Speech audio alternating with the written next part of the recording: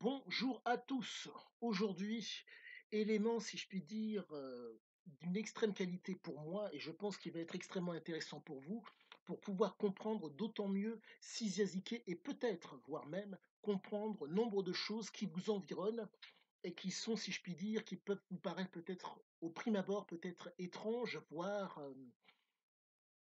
inexplicables, voire pour ceux qui sont entre guillemets, pardonnez-moi, je dirais limités, qui sont anormales. Je vais vous parler donc de l'illusion du contrôle. Je tenais donc à remercier le docteur Laurent Carilla avec son podcast Addiction. Je vous mettrai deux vidéos en description qui vous permettront d'autant mieux comprendre ce qui m'a éveillé à comprendre ce détail qui fait l'angle, la fameuse illusion de contrôle. Il s'avère que euh, l'auteur Siziaziké avait cette particularité d'inspirer confiance, à tort ou à raison. Et le fait est que cette impression cette confiance que les gens lui donnaient, c'était à cause de cette illusion de contrôle qu'il avait. Il s'avère que nous sommes face à un homme qui est un toxicomane. Ce toxicomane ne contrôle pas, il ne fait que commander. Pour faire simple, la prise de substance lui permet d'être relax, mais pas relâché. La prise de substance lui permet d'être d'autant plus stimulé ou hyperstimulé. Nous sommes face à un homme qui, malencontreusement, a eu un trouble, si je puis dire, psychologique, un trouble qui a été euh, qui vient de l'enfance. Ce trouble fait que il y a eu un débalancement, qui fait qu'il a été un trouble psychologique, pardonnez-moi, qui fait que il a été obligé de trouver des éléments, entre guillemets, des comportements ou des substances pour faire face, entre guillemets, à ce trouble.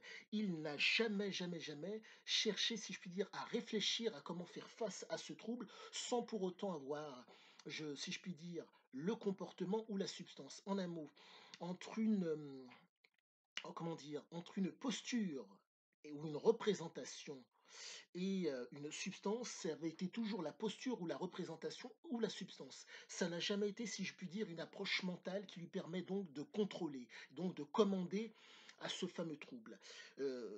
J'en reviens au fameux adage qui dit qui sert commande. Cet homme, entre guillemets, commandait à sa nature. On ne commande à la nature qu'en lui obéissant. Il était dans l'incapacité de pouvoir contrôler. Et le fait est que la prise de substance et les comportements addictifs lui permettaient, si je puis dire, de commander à sa nature. Vous avez donc, au niveau donc du circuit de la récompense, vous avez donc l'aire tegmentale ventrale. Il s'avère qu'elle était constamment stimulée. Cette aire tegmentale ventrale permet donc de libérer de la dopamine, ce qui fait que qu'il n'y ait rien, que vous soyez dans une période, si je puis dire, mauvaise, ou que vous soyez dans le bien, tout va toujours bien, constamment. Et la fait est que, compte tenu du fait qu'il ingérait ou il inhalait des produits qui permettaient de démultiplier la dopamine pardonnez-moi, dans la synapse, dans la fente synaptique, il s'est retrouvé donc à toujours être bien, quelle que soit la situation. Il y avait une illusion de contrôle. Je reprendrai une phrase qu'il y avait dans Oro qui était symptomatique donc d'un desiderata qu'il avait mais qui n'était inapplicable. Lorsqu'il a trouvé donc la fameuse mine d'or dans la lagune de Shokaoka et qu'il a fourni entre guillemets tous les préparatifs et tous les efforts pour que ça soit rentable, pour rentabiliser les efforts fournis. Il a sorti cette phrase qui est tout bonnement magnifique et qui est symptomatique de ce qu'il est. Préparer, vivre pleinement le moment présent, pardonnez-moi, tout en préparant l'avenir. La problématique de l'illusion de contrôle, c'est que euh, dans son cas, c'est que quand il y a la substance et quand il y a l'aventure pourvoyeuse d'adrénaline, ça va. Quand il n'y a pas ça, ça ne va pas. Donc on est face à un homme qui, sans la substance ou sans la situation pourvoyeuse d'adrénaline qui fait que derrière, va avoir un effet de bien-être momentané, il ne peut pas. il est dans l'illusion du contrôle. Il a l'impression, et le fait est que la raison pour laquelle il a été chassé de nombre de ses aventures, c'est à cause de cette fameuse illusion de contrôle. Il faut comprendre que euh, les substances, la force de Ziké et la grande qualité qu'il avait, pardonnez-moi, c'est que lorsque il réussissait entre guillemets à rendre, à rentabiliser les efforts, il persévérait vaille que vaille à l'intérieur jusqu'à accentuer le rendement pour faire en sorte de vivre pleinement l'aventure. Mais la problématique est la suivante. Nous sommes face à un addict, à un homme qui a chanté son système de la récompense. Et donc, le comportement, la substance permettent, entre guillemets, de vivre pleinement l'aventure sous substance. Mais la problématique est la suivante, c'est que substance ou pas, le corps, à un moment donné, réclame son dû pour que vous puissiez d'autant mieux visualiser la chose.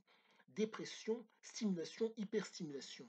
Le produit stupéfiant est en mesure, compte tenu du fait que l'homme voulait être relax mais pas relâché, le stimuler, voire l'hyperstimuler. Mais à un moment donné, le corps ne peut plus. Et la fameuse descente qui consiste donc justement à être dans la descente, il s'avère qu'au niveau de l'homéostasie, de l'équilibre au niveau du corps, vous avez donc l'homéostasie, l'état, l'équilibre normal qui est au niveau du corps. À la suite de ça, vous avez la phase d'alerte. Boum, qui va, entre guillemets, fait que vous avez une génération de cortisol qui est conséquente dans le corps. Et à la suite de ça, vous avez donc, après cette phase d'alerte, vous avez la phase de résistance. Le corps cherche à résister au cortisol qui amoindrit l'homme. Et comme il était sous substance, il ne sentait pas généralement ça dépend. Il ne sentait pas la charge, il sentait la charge, si vous voulez, mais le corps faisait que la libération endorphinique au niveau du système de l'aire tegmentale ventrale faisait qu'il pouvait continuer l'aventure. Mais le problème, c'est que derrière, il y avait la descente qui arrivait. Et je dirais que ces aventures l'empêchaient, et son comportement d'addict l'empêchait d'être dans le contrôle. D'où l'illusion de contrôle. Cette phrase qui consiste à dire, je la répète, qui consistait à dire je veux vivre pleinement le moment présent tout en préparant l'avenir était inenvisageable, compte tenu du fait que, arriver, si je puis dire, à un pic, et encore il ne s'arrêtait pas quand il y avait un pic, il continuait veille que vaille, il aurait fallu, entre guillemets, pouvoir stabiliser et pouvoir, entre guillemets, permettre au corps de s'habituer, voire faire en sorte que au lieu de s'habituer, si je puis dire, il aurait fallu retourner à l'équilibre pour repartir de plus belle. Il n'en était pas capable. C'est même pas qu'il n'en était pas capable, c'est que ça ne se pouvait pas. La raison en est très très simple. L'illusion de contrôle. Quand on fait le choix de la marge, quand ça ne fonctionne pas, il n'y a personne qui vous suit. Mais quand ça fonctionne à la marge, les gens essayent de vous blackbouler, de vous chasser de votre poste pour prendre votre poste, puisque c'est malhonnête. Autant que la malhonnêteté n'a, comment dire, qu'il n'y ait qu'un seul bénéficiaire. Et c'est pour ça qu'il ne pouvait absolument pas être dans le contrôle. Car la voie qu'il avait choisie, la marge, l'ombre, fait que face à la loi, si je puis dire, dans les pays, dans le cas du Costa Rica, le pays est extrêmement corrompu et tenu donc par le Partido del Pueblo qui était là pendant 4 ans. Donc ces messieurs ont vu qu'en 3 mois de travail, sans pour autant qu'ils interviennent. Il a réussi à te sortir l'équivalent de mémoire, les premiers, oui, en l'espace de moins de 6 mois, oui, moins de 6 mois de travail de mémoire, il a sorti 27 kilos d'or. Ce qui veut dire qu'en le foutant à la porte, ils auraient été bénéficiaires de tout, mais la force de Ziké et le problème de Ziké, c'était que le travail était extrêmement qualitatif, mais il était extrêmement qualitatif à la marge. Et les mecs en face, la seule chose qu'ils ont vue, c'est qu'ils n'ont pas compris que cet homme, de par ses compétences et ses qualités, a fourni le travail qualitatif à la marge. Qui veut dire que quand il est parti, il n'y a plus rien eu du tout. Parce qu'il fallait. La grande qualité de Dickey, c'est qu'il savait conditionner ses hommes à vouloir se dépasser. Comme l'argent n'avait de valeur que dans l'utilisation, il faisait en sorte que ces hommes, qui travaillaient extrêmement dur, aient une vision d'avenir qualitative. 100 grammes d'or, ça représentait de mémoire, 12 mois ou 9 ou 10 mois de salaire. Donc je vous laisse imaginer, vous êtes face à un type qui est omniprésent et qui crée les conditions pour que vous soyez dans extrêmement bien. En un mot, plus il vous donne, plus vous lui donnez physiquement de votre personne, et bien sûr, il vous contraint à vous donner, et plus il vous donne en retour.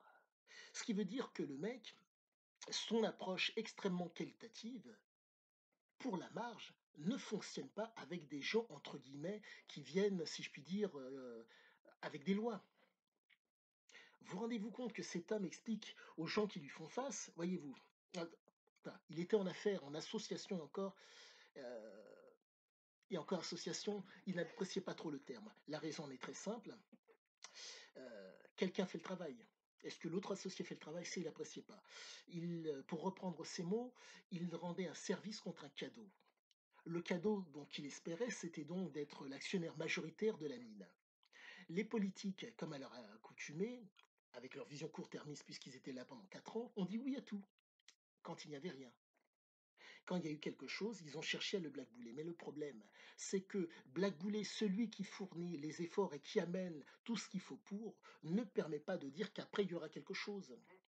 Et je pense que c'est l'une des raisons qui a fait que Ziké a été, comment dire, c'est l'une des raisons pour lesquelles il a été blackboulé, mais l'autre raison pour moi pour lesquelles son approche était qualitative, mais ne pouvait pas malheureusement s'inscrire dans la durée, l'illusion de contrôle. Le contrôle a lieu quand, par rapport à l'homéostasie, quand vous êtes dans la phase d'alerte, quand vous êtes dans la phase de résistance, pas quand vous êtes dans la phase d'épuisement.